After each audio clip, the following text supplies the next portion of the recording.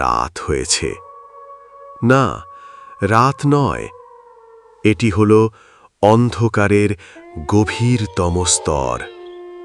চাঁদ আংশিক আলো ছড়িয়ে দিচ্ছে, কিন্তু অন্ধকার আরও গভীর হয়ে উঠছে। প্রতিটি ঘরের কোণে, প্রতিটি কক্ষে ছায়া যেন জীবন্ত হয়ে উঠছে। না, এটি কোনো মানুষের কণ্ঠ নয়। মনে হচ্ছে কেউ বা কিছু ঘরে প্রবেশ করতে চাচ্ছে। হঠাৎ শীতল বাতাসের সঙ্গে দরজা কড়া করে খসখস করছে। জানালার কাছে অদ্ভুত শব্দ, আর মেঝেতে কাঁপুনির মতো পদচারণা। তুমি একা, কিন্তু একা নও।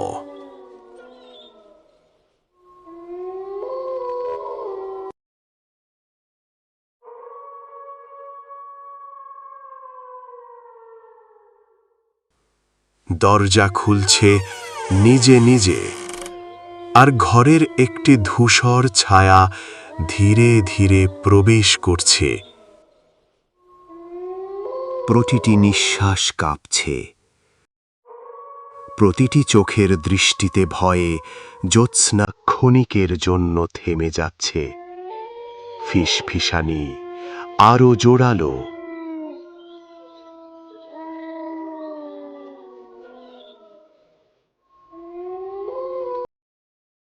পুরনো বাড়ির ভেতরে কেবল শীতলতা আর নিঃশব্দ ভয়ের ঝাপটা।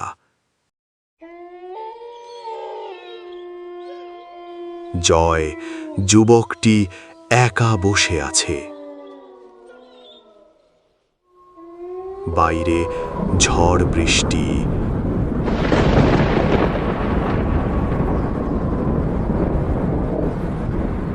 ভিতরে অদ্ভুত আওয়াজ, সবই তার হৃদয়কে কাঁপাচ্ছে। জয় ভয়ে নিজের সঙ্গে নিজেই কথা বলতে শুরু করল।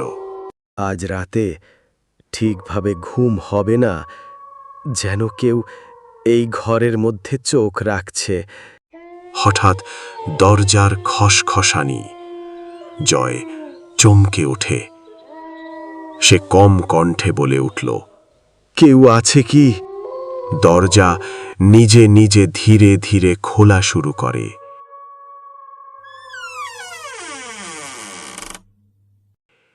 মধ্যরাতের অন্ধকারে এক অদৃশ্য অতিথি ধীরে ধীরে জয়ের সামনে আসে।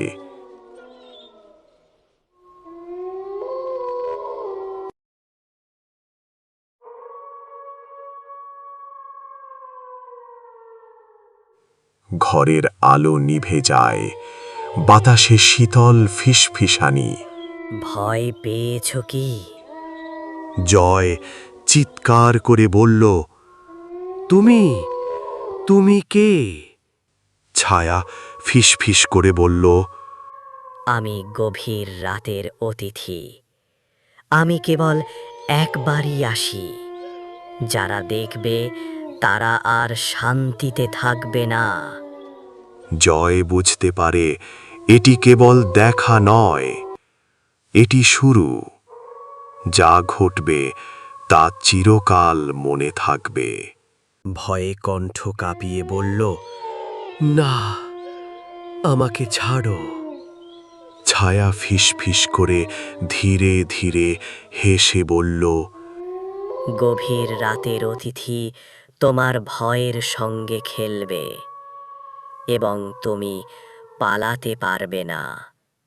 জয়ের চোখ কেঁপে উঠছে। ঘরের প্রতিটি কোণ থেকে অদ্ভুত আলো, ছায়া, শব্দ এসে ধাক্কা দিচ্ছে। হঠাৎ দরজার বাইরে কেউ বা কিছু হেসে ওঠে।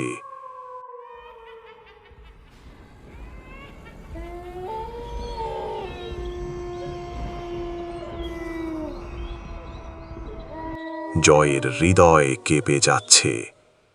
রাত গভীর, চারপাশ নিস্তব্ধ, দেয়ালের ঘড়ির কাঁটার মতো জয়ের হৃদয় টিকটিক করছে, কিন্তু সেই শব্দও যেন ভারী হয়ে শোনাচ্ছে। জানালার বাইরে ঘন কুয়াশা, মাঝে মাঝে ঝড়ো হাওয়া এসে কাঁচকে হঠাৎ কাঁপিয়ে দিচ্ছে। হঠাৎ কটকট শব্দ করে ঘরের এক কোণে রাখা কাঠের চেয়ার আস্তে আস্তে নিজে নিজে হেলে যায়। জয় থমকে যায়, তার চোখ বিস্ফারিত। ছায়া ফিস ফিস করে বলল, এখন বুঝতে পারছো তো, রাতের অতিথি এসেছে, পালানোর কোনো পথ নেই। হঠাৎ কোথা থেকে ভেসে আসে মৃতের দীর্ঘশ্বাসের মতো কান্না।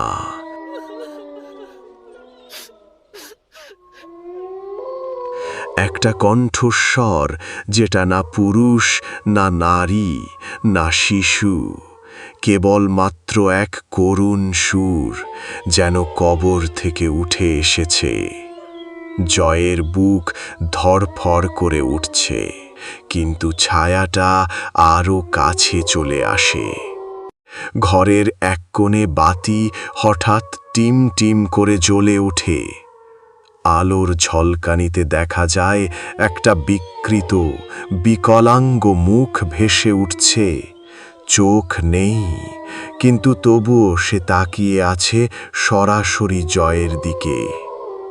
জয় চিৎকার করে কাঁপতে কাঁপতে বলল, না, না, আমাকে ছাড়ো, দয়া করে আমাকে ছেড়ে দাও।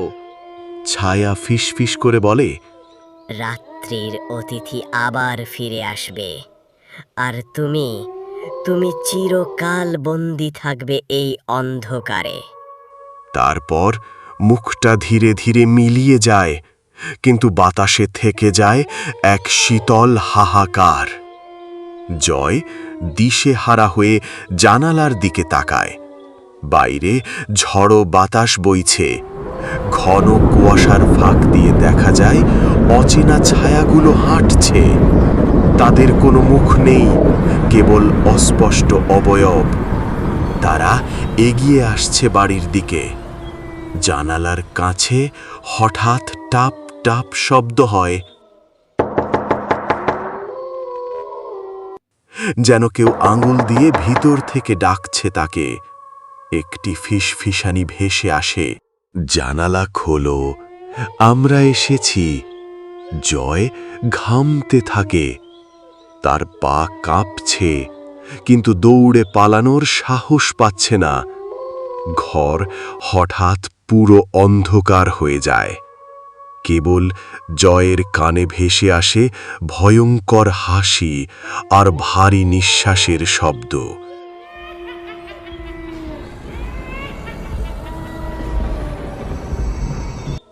মনে হয় ঠিক পেছনে কেউ দাঁড়িয়ে আছে। জয় ধীরে ধীরে মাথা ঘোরাতে চায়, কিন্তু সাহস হয় না। হঠাৎ গলা বরাবর এক বরফ ঠান্ডা হাত স্পর্শ করে।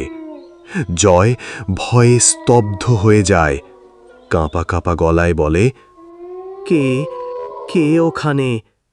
অচেনা কণ্ঠস্বরে বলে, আমি রাতের অতিথি, যে একবার এলে আর কখনো ফিরে যায় না। হঠাৎ সব মিলিয়ে যায়। ঘর আবার নিস্তব্ধ। জয় হাঁপাতে হাঁপাতে চারপাশে তাকায়।